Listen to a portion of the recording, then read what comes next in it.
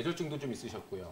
그리고 혈액순환 장애가 있으신 것 같은데 보통은 혈액순환이라고 하는 것은 우리가 심장에서 내보낸 혈액이 우리 몸 전체적으로 다 돌고 다시 돌아오는 걸 말하는데 심장에서 나갈 때는 산소와 영양분 공급을 우리 몸 조직에 다 해주고요. 또 돌아올 때는 노폐물과 독소를 배출해주는 역할을 하기 때문에 혈액순환은 상당히 매우 중요한 역할을 수행하고 있습니다. 그런데 지금처럼 뇌졸중이나 아니면 당뇨 같은 질환 때문에 혈액순환 장애가 오실 수도 있고요. 그리고 스트레스, 과로 또는 운동 부족, 그리고 비만 이런 것 또는 규칙적이지 않은 생활 습관 때문에 혈액순환 장애가 오실 수 있거든요. 그렇게 되면 이제 우리가 문제가 되는 게 뭐냐면 우리의 몸에 영양분과 산소 공급도 안 되지만 독소와 노폐물을 배출을 할 수가 없고요.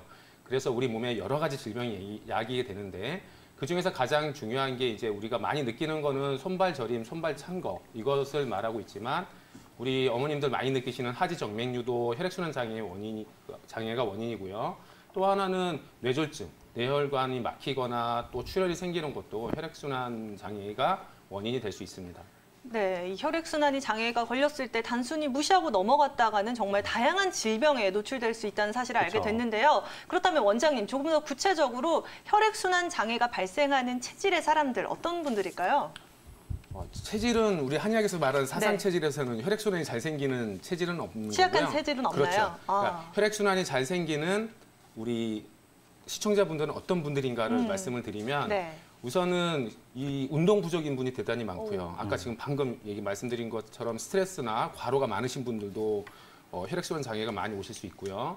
또한 그 불규칙한 생활 습관, 또 지방식을 좋아하시는 분들, 그래서 고지방식이를 하시는 분들도 혈액순환 장애가 오실 수 있습니다. 또 비만이신 분들도 혈액순환 장애가 많이 오실 수 있기 때문에 이런 체질이라기보다는 생활 습관을 가지신 분들은 혈액순환 장애가 생기지 않도록 많은 노력을 하셔야 될 것 같습니다. 네, 평소에 생활 습관이 혈액순환에 도움이 촉진을 할 수 있을지 장애를 불러일으킬지 아주 중요한 요소인 것 같네요. 그렇죠. 이런 점들도 잘 체크를 하고 기억을 하면 좋을 것 같은데요. 또 유민아 원장님, 우리 시청자분께서 증상 중에 작은 뇌졸중이라는 표현을 써주셨어요. 일반적으로 저희가 아는 뇌졸중하고 좀 다른 건가요? 글쎄, 그 시청자분이 표현을 해주신 작은 뇌졸중이라는 게 아마 그 일과성 뇌허혈 발작, 곧 TIA를 아마 말씀을 하시는 것 같아요. 아마 병원에서 뭐 뇌졸중이 잠깐 왔다가 갔다 이렇게 표현을 아마 하셨을 것 같은데 그 일과성 뇌허혈 발작은 일반적으로 말하는 뇌졸중까지는 가지는 않았지만은 그 전조 증상으로 사실 많이 나타나는 것 중 하나예요.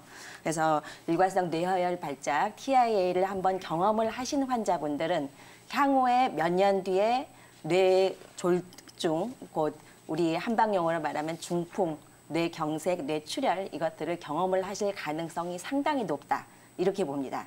그래서 이것을 한번 경험을 하셨던 환자분들은 너무 가볍게 그냥 넘어가시지 마시고 미리미리 어느 정도 나에게 중풍 전조 증상이 혹시 있는지 이것들을 미리 생각을 해두시고 미리 예방할 수 있는 치료를 꼭 받으시고 생활 관리를 하는 게 정말로 중요하세요.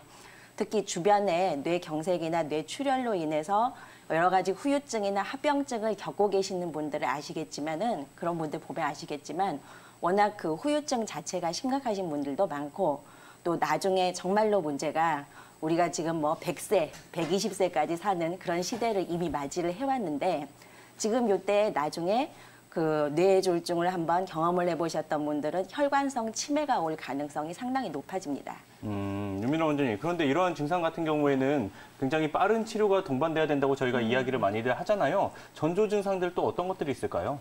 그 중풍의 전조 증상들은 우리 한의학적인 고전에도 문헌에도 여러 가지 증상들이 많이 나와 있는데요.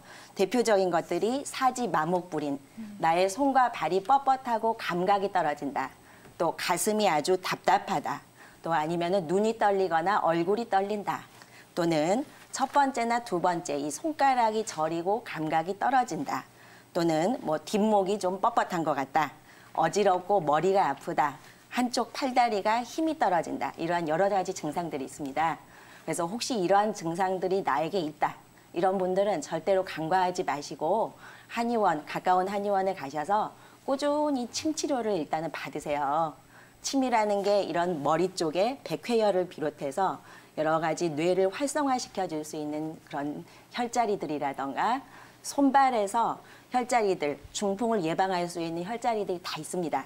중풍 후유증과 또 예방을 할 수 있는 혈자리들이 다 있기 때문에 그런 쪽으로 침 치료를 꾸준히 꼭 받으셔야 되고 또 한약으로도 이러한 머리 쪽 그 혈류를 아주 개선을 해줄 수 있고 머리를 맑게 해주고 전신 순환, 혈액 순환을 다 좋게 해줄 수 있는 한약들이 다 있으니까 그것도 꼭 치료를 받으시고 또 어르신들은 또 혹시 모르니까 만일의 경우를 대비해서 집에 꼭 우황청심환 그런 것 정도는 꼭 구비를 해두시는 게 좋으세요.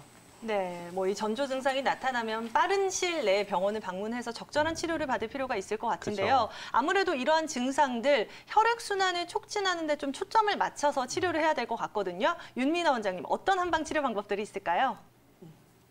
예, 아까 말씀드렸던 그런 침 치료가 상당히 혈액 순환 장애에는 아주 효과가 좋죠. 그래서 어르신들 뭐 한의원들 많이 이용하는 이유가 침, 뜸, 뭐 한약 전부 다 좋다는 거 다 알고 계시기 때문에 가십니다. 그래서 침, 또 약침 중에서도 뭐 봉약침을 비롯한 여러 가지 약침들이 혈액순환 장애에 아주 좋고요. 또 우리 한약을 또 절대로 빼놓을 수는 없겠죠. 또 이런 혈액순환 장애에도 허증과 실증 이렇게 두 가지로 나눠볼 수 있는데 허증으로 인해서 기혈이 아주 부족하고 아주 허약해서 오는 혈액순환 장애에는 뭐 보약을 많이 써야 되는 거는 당연한 거고요. 그리고 실증도 여러 가지 원인들이 있습니다. 어혈에 의한 것인지 아니면 담음에 의한 것인지 스트레스로 인한 것인지 여러 가지 그런 원인들이 있는데 그 원인에 따라서 변증을 해서 그에 맞는 치료약들을 처방을 받아서 드셔야 됩니다. 또한 그 왕뜸이라는 게 우리 아랫배 단전, 배꼽 아래 한 5cm 정도 되는 관원열에 꾸준히 일주일에 한 두세 번 정도 꾸준히 떠주시면은 아랫배가 따뜻해지면서 특히 하체 쪽으로 혈액순환이 아주 좋아지세요. 그래서 우리 시청자, 이 아버님처럼 발이 많이 저리다 하시는 분들은 왕뜸 꾸준히 뜨시는 것도 아주 좋겠죠. 또 부항이라는 게 그냥 한의원에서 부항해주니까 시원하고 좋다 이렇게들 생각들을 많이 하시겠지만은 부항이라는 거는 사실은 우리 등에 보면은 족태양 방광경이 쭉 흘러가고 있습니다.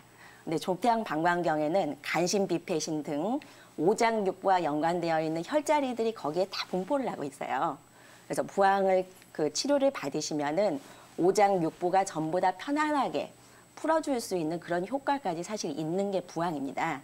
그래서 이런 것들도 역시 혈액순환 장애에 너무너무 좋고요. 그래서 이러한 여러 가지 방법들이 다 있기 때문에 한의원에서 꾸준히 치료를 받는 것이 아주 중요합니다. 네, 이러한 한방 치료 방법들도 잘 기억하시면 좋을 것 같습니다. 또 어떤 증상이건 간에 또 생활 관리가 굉장히 중요하잖아요. 그렇죠. 윤흥희 원장님, 평상시 혈액순환을 좋게 만들 수 있는 생활 관리 어떤 것들이 있을까요? 네, 평상시에 우리가 혈액순환을 잘 되게 만들려면 우선은 불규칙한 식생활을 하지 마시고 규칙적인 생활, 또 식습관도 올바르게 하셔야 되고요. 그리고 가장 중요한 거는 자세, 그리고 운동, 또한 충분한 수분 섭취가 필요합니다. 자, 충분한 수분 섭취는 저희가 늘 말씀드리지만 체중에다가 곱하기 0.03을 해서 그 나온 양을 드시면 된다고도 하고요. 하루 8잔 정도의 물을 마시면 좋다고도 합니다. 이렇게 수분 섭취를 충분히 하셨을 경우에는 우리 몸속에 있는 노폐물과 독소가 잘 배출이 되기 때문에 혈액순환에 도움이 됩니다.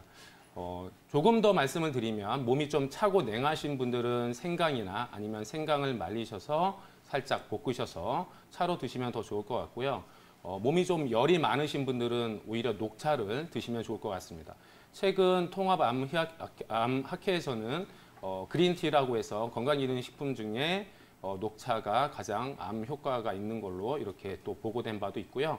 그리고 이제 또 부족한 거는 우리가 항상 늘 폭식이나 야식, 또 이 과식에 늘 유혹을 받고 있는데 이 부분을 항상 주의해야 될 것 같습니다.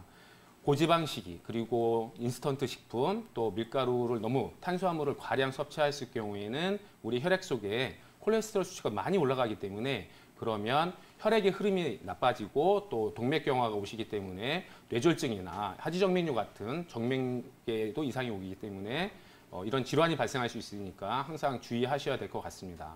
자, 이런 식품을 또는 이런 식생활을 하지 않으신다 그러면 무엇을 드셔야 되느냐? 우리가 불포화 지방산이 많은 과일이나 채소 또 들기름, 참기름 우리 많이 먹잖아요. 그런 식물성 기름 위주로 드셔주시고 그리고 견과류도 좋고요. 과일이나 제철 채소 많이 드시면 좋을 것 같습니다. 운동은 유산소 운동이 좋은데요. 유산소 운동 걷기나 가벼운 조깅 정도 권해드리고요. 근육은 우리 심장, 즉 제2의 심장이라고도 합니다. 그래서 근육이 좀 발달을 해야 몸에서 심장에서 나온 혈액이 다시 심장으로 제대로 돌아갈 수 있기 때문에 우리가 운동 또한 대단히 중요하다고 말씀드릴 수 있겠습니다. 네, 뭐 여러분들도 한 번 이상쯤은 들어봤던 생활관리법이지만 간과하면서 좀 실천하기 어려운 경우가 많잖아요. 그쵸. 조금 더 노력이 필요할 것 같습니다. 자, 또 여기서 저희가 이야기를 끝내기는 조금 아쉽겠죠. 우리 윤미나 원장님 하면 뭐가 떠오르나요? 또 체조 방법들을 항상 설명을 해주시죠. 맞습니다. 기체조가 떠오르는데 이 혈액순환을 촉진하는 기체조가 당연히 있을 것 같거든요. 그쵸. 원장님 어떤 것들이 있을까요? 예, 그렇습니다. 당연히 있습니다. 제가 오늘도 3가지 준비를 해왔습니다. 특히 우리 시청자분이 아주 호소하는 증상이 여러 가지가 있으시길래 거기에 딱 맞는 기체조를 한번 만들어 왔습니다. 그래서 우리 시청자분 집에서 오늘 이 방송을 보시면서 열심히 한번 따라해 보시면은 앞으로 한 3개월 뒤에 몸이 너무나 좋아졌다. 정말 이 건강한 의사 방송 프로그램에 너무나 감사한다. 이렇게 감사 전화를 분명히 하실 거라고 저는 믿습니다. 그래서 일단은 우리 아버님이 발저린 증상이 아주 점점 심해진다. 이렇게 말씀을 하셔서 그때는 저는 일단은 발끝치기를 일단 먼저 해보셔라. 이렇게 말씀을 드려요. 그냥 바닥에 앉아 있거나 아니면 누워 계실 때 발 뒤꿈치는 딱 붙이고 앞에만 탁탁탁탁 때려주시는 거예요. 근데 가급적이면은 요 새끼 발가락이 땅바닥에 닿을 정도로 최대로 벌리면서 이렇게 해주셔야지. 어떤 분들은 보면은 살짝만 이렇게 하면서 운동 다 했다 이러시는 분들이 있어요. 네, 그런 분들은 크게 효과 없습니다. 그래서 최대로 벌리면서 때리면서 이렇게 해주시다 보면은 발바닥에 용천혈 가장 오목한 부위 이쪽 용천혈에서 뭔가 뭉글뭉글하게 좀 탁한 기운들이 빠져나가는 그런 느낌도 드실 수 있으세요. 근데 그러면서 발 쪽 시리거나 저리거나 이렇게 느낌이 좀 떨어진 부분들이 점점 좋아지게 돼 있습니다. 그리고 또 한 가지 우리 아버님이 또 소화가 안 된다. 소화가 안 될 때는 머리가 너무 아파서 불편하다. 이렇게 말씀을 하셨는데 아무래도 몸 그 위장 쪽에 담음이 많이 좀 이렇게 끼어 있으신 것 같긴 해요. 그때 한약도 드시면서 장운동. 또 장운동 많이 추천을 드립니다. 아랫배, 배꼽 아래 한 5cm 정도 단전 부위를 중심으로 요 허리 방향으로 쭉 당겼다가 힘 빼시고 당기고 힘 빼시고 하는 장운동을 하루에 한 50개에서 100회 정도 꾸준히 한번 해보시면은 소화도 당연히 좋아지고 아랫배도 따뜻해지고 원기도 생기시고 머리도 맑아지고 여러 가지가 한 번에 좋아지실 거예요. 또 마지막으로 우리 아버님이 머리도 아프고 걸을 때마다 어지러워서 너무 힘들다 이렇게 말씀을 하셨는데 저는 그런 분들은 뇌파진동이라고 고개를 도리도리 해주시면서 입으로는 후 하고 내쉬면서 그래서 머리, 목 이쪽에 쌓여있던 피로와 열이 입으로 하고 내쉬면서 계속 풀어져 나가실 수 있도록 이런 거 하루에 뭐 잠깐이라도 한 5분씩은 꾸준히 해주시면은 효과 많이 보실 겁니다.